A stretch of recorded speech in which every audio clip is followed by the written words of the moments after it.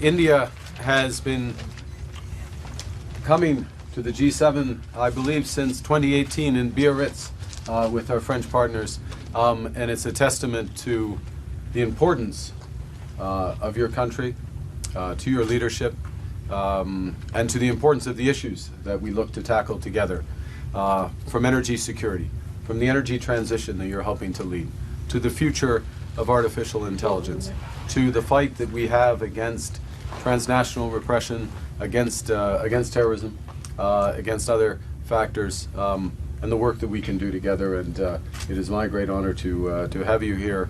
I enjoyed your intervention just now, and we look forward to our discussion. Excellency, मैं आपका बहुत बहुत आभारी हूँ कि आपने G7 में भारत को निमंत्रित किया, और मेरा भी सौभाग्य है कि मुझे 2015 के बाद फिर से एक बार कनाडा की धरती पर आकर के कनाडा के लोगों के साथ जुड़ने का एक अवसर मिला है। भारत दुनिया की सबसे बड़ा लोकतांत्रिक देश है। पिछले दिनों G20 समिट की अध्यक्षता के रूप में भारत ने विश्व के लिए अनेक उपकारक ऐसे इनिशिएटिव लिए हैं।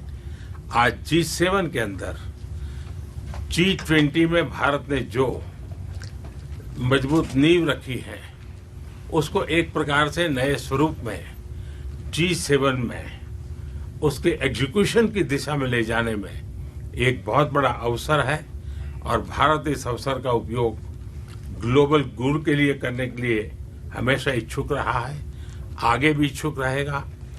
भारत और कनाडा के संबंध अनेक प्रकार से बहुत ही महत्वपूर्ण है।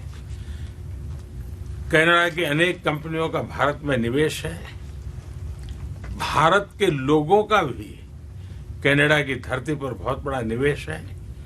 लोकतांत्रिक मूल्यों को समर्पित कनाडा और भारत मिलकर के लोकतंत्र को मजबूत करना होगा, मानवता को मजबूत करना होगा, हमारे रिसोर्सेज का ऑप्टिमम यूटिलाइजेशन कर करके मानव जात के कल्याण के काम में कैसे ला सकते हैं, उस दिशा में हम प्रयास करते रहेंगे।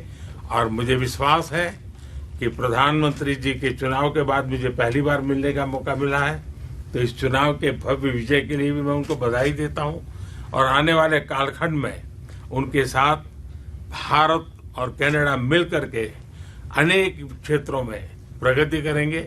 बहुत बहुत धन्यवाद।